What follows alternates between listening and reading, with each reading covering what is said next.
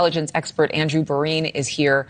I want to ask you first, in terms of all that's happened, obviously there's been a lot of political discussion. G7 leaders, they have historically stood with Israel. Is there any sign that that support is wavering? I think the Israeli-Hamas conflict is one of the most complex illustrations of modern warfare. We see so many layers unfolding with the conventional conflict between a state actor in Israel and a non-state terrorist group in Hamas, civilians caught in the middle, and on both sides. So I think that certainly the G7, with its focus on economic policy and defense issues, is going to take a look at that. But I am confident that the very top item on their agenda this week has been the Russian invasion and illegal occupation of Ukraine, followed closely by China and an expanding Chinese influence in the Pacific. So I don't mean to dismiss certainly the Israel question. I just think that when we talk about what has been happening at the G7 and the upcoming this weekend's Ukrainian Peace Summit, the Israeli-Hamas conflict it's fraught with a lot of uncertainty as far as what strategic level leaders are thinking within that bloc. Well, and I think that you make a good point, because President Biden and other world leaders, they know they cannot solve the Israel-Hamas conflict simply at any point. I mean, it's going to continue. That's just point blank, period. As hopeful as we all are, it is going to continue until one side or the other is destroyed. But you bring up Ukraine, and it seems as though America issuing all these checks and providing resources, it at least feels like something's being done, that there are solutions being raised.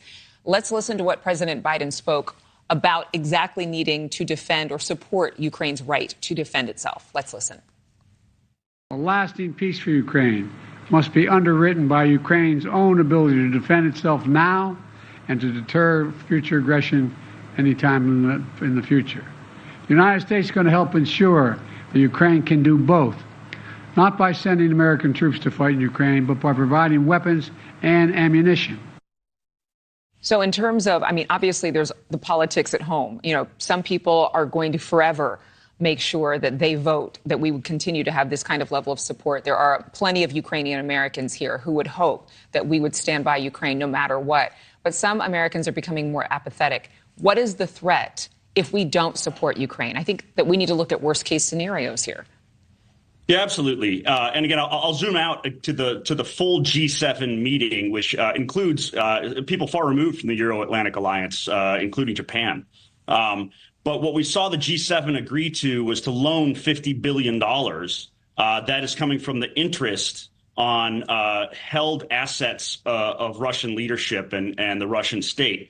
So in essence, the interest on Russian money is now being used to finance and build up Ukraine's internal defense capacity in the next couple of years. The other aspect here, again, G7 bloc level, there is no daylight between any of these seven nations in their commitments to support Ukraine. We saw the United States just 2 days ago in a very nonpartisan commitment make a 10-year bilateral security agreement with the Ukrainian state. And we're also seeing bilateral agreements with even in Italy, where we have kind of a right aligned government under Premier Meloni. So I think what we're observing in the G7 and in the Ukrainian Peace Summit is Ukraine and its allies very tightly aligned for a long-term commitment to sustain a struggle against that Russian occupation. And I think that is probably why I led with that as the first talking point, because I think it's the easiest one for all of those large economies and strategic defense partners to agree on and make those long-term commitments to, again, regardless of domestic politics. We know there's elections coming up in the United States, in the United Kingdom. At G7 this year, the European Union and the European community had their senior leaders present, and all of those actors are making long-term commitments. So I think regardless of the outcome of any of the elections, whether they were in Italy, upcoming in the UK or US, or anywhere, or Macron's government in France, we're going to see that there is a united allied effort that is where we see geopolitics being more important than domestic politics and keeping the allies aligned in support of Ukraine. But that's my assessment. Well, I think your assessment is fair. And I think that we, too, need to sometimes look at a bigger picture.